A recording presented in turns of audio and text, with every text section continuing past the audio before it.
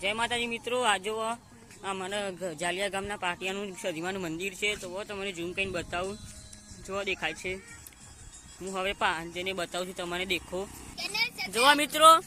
અને જય happy new year કરું છું તમને બધા. હેપી ન્યુ યર કરો. હેપી ન્યુ યર કરો. જોવા મિત્રો, અમે મંદિર પાછળ આવી ગયા છીએ.